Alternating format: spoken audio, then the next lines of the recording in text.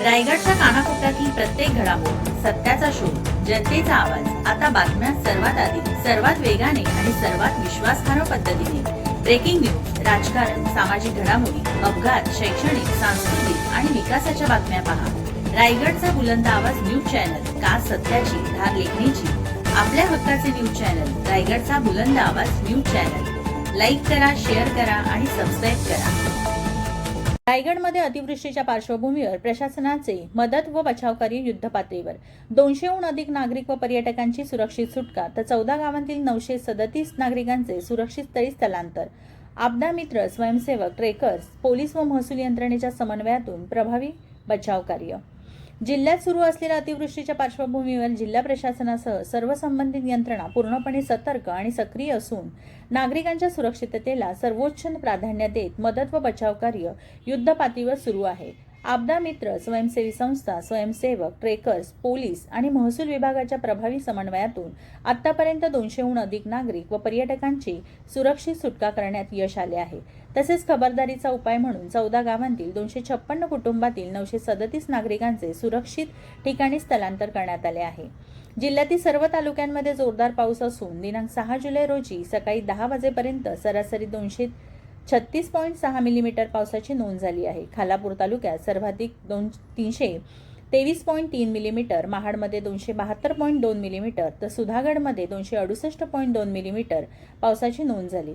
जिल्ह्यातील उर्वरित तालुक्यातही 150 मिलीमीटरपेक्षा अधिक पाऊस झाला आहे. लोणावळा येथे 625 मिलीमीटर तर महाबळेश्वर येथे 463 मिलीमीटर पावसाची नोंद झाल्याने जिल्ह्यातील नद्यांच्या पाणी पातळीत वाढ झाली आहे. सकाळी 11 वाजताच्या अहवालानुसार सावित्री, अंबा आणि कुंडलिका नद्यांनी धोका पातळी ओलांडली असून पाताळगंगा नदी धोका पातळीवरून वाहत आहे. या पार्श्वभूमीवर नदीकाठच्या आणि सखल भागातील नागरिकांना पब्लिक ॲड्रेस सिस्टीमद्वारे सातत्याने सतर्कतेचा सूचना देण्यात येत आहे. संभाव्य धोक्याच्या ठिकाणी प्रशासनाकडून आवश्यक खबरदारी घेण्यात येत असून नागरिकांच्या सुरक्षित स्थलांतरावर भर देण्यात आला आहे. जिल्ह्यातील धरणांच्या पाणीसाठ्यावरही प्रशासनाचे बारकाईने लक्ष आहे. हेटवणे मध्यम प्रकल्प 53.23% भरला असून जिल्ह्यातील 28 लघु प्रकल्पांपैकी 17 लघु प्रकल्प पूर्ण क्षमतेने भरले आहेत. नदी पात्री धरणातील पाणीसाठा आणि पावसाच्या स्थितीचा संबंधित यंत्रणांकडून सातत्याने आढावा घेण्यात येत आहे. अतिवृष्टीमुळे जिल्ह्यातील काही सखल भागात पाणी साचण्याच्या घटना घडल्या आहेत.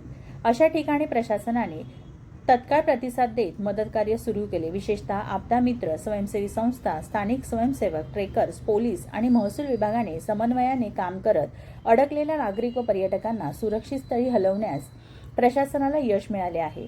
प्रतिकूल हवामानातही बचाव पथके कार्यरत असून परिस्थितीवर सातत्याने लक्ष ठेवण्यात येत आहे. जिल्ह्यात 25 ठिकाणी दगडमाती खाली येण्याच्या तर 73 घरांच्या परिसरात दरड कोसळल्याच्या घटना नोंदविण्यात आल्या आहे. या घटनांमध्ये 3 व्यक्ती जखमी झाल्या आहेत. रस्त्यांवर आलेल्या दरडी आणि दगडमाती तातडीने हटवून वाहतूक पूर्ववत करण्यासाठी यंत्रणांनी तत्परतेने कार्यवाही केली आहे. दरडप्रवण भागातील कुटुंबांना खबरदारीचा उपाय म्हणून सुरक्षित ठिकाणी स्थलांतरित करण्यात आले आहे. अतिवृष्टीमुळे जिल्ह्यातील प्रमुख राष्ट्रीय महामार्गावरील वाहतुकीवर काही परिणाम झाला आहे. तसेच सखल भागातील काही राज्य, जिल्हा आणि गाव रस्त्यांवरून पाणी वाहत असल्याने वाहतूक प्रभावित झाली आहे. अशा ठिकाणी नागरिकांची गैरसोय टाळण्यासाठी वाहतूक पर्यायी मार्गावरून वळवण्यात आली आहे. जिल्ह्यातील रेल्वे वाहतूक सुरळीत सुरू झाली आहे.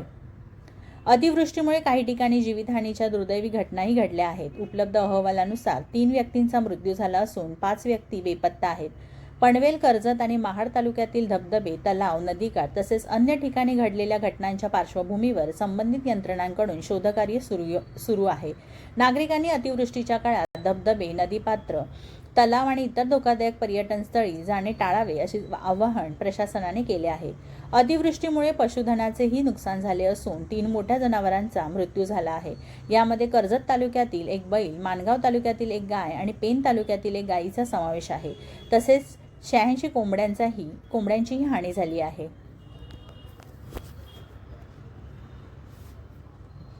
प्राथमिक माहितीनुसार 84 घरांची पडझड झाली असून 242 घरांमध्ये पाणी शिरल्याने नुकसान झाले आहे. नुकसानग्रस्त भागात पंचनामे करण्याची कार्यवाही सुरू करण्यात आली आहे. 7 गोट्यांचेही नुकसान झाले आहे.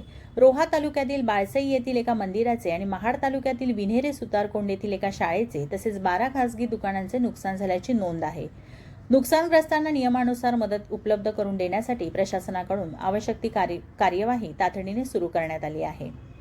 जिल्ह्यातील सर्व संबंधित यंत्रणा सतर्क असून जिल्हाधिकारी तथा जिल्हा आपत्ती व्यवस्थापन प्राधिकरणाचे अध्यक्ष किशन जावळे, जिल्हा परिषद मुख्य कार्यकारी अधिकारी नेहा भोसले, पोलीस अधीक्षक आचल दलाल, निवासी उपजिल्हाधिकारी तथा जिल्हा आपत्ती व्यवस्थापन प्राधिकरणाचे मुख्य कार्यकारी अधिकारी संदेश शिर्के, जिल्हा आपत्ती व्यवस्थापन अधिकारी सागर पाठक तसेच जिल्ह्यातील सर्व प्रांताधिकारी, तहसीलदार, सार्वजनिक बांधकाम विभाग, राष्ट्रीय महामार्ग, महावितरण यांच्यासह विविध शासकीय यंत्रणाचे वरिष्ठ व क्षेत्रीय अधिकारी परिस्थितीवर सातत्याने लक्ष ठेवून आहेत.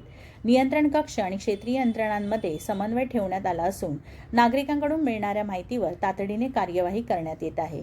नागरिकांनी अफवांवर विश्वास ठेवू नये, प्रशासनाकडून वेळोवेळी देण्यात येणाऱ्या सूचनांचे पालन करावे आणि नदी, नाले, धबधबे, पूल व पाणी साचलेल्या रस्त्यांवर प्रवास करण्याचे टाळावे. झाडाखाली उभे न राहणे, खरोखरच गरज असेल तेव्हाच घराबाहेर पडावे असे आवाहनही जिल्हा प्रशासनाकडून प्रसार माध्यमे, सोशल मीडियाच्या माध्यमातून वारंवार करण्यात येत आहे.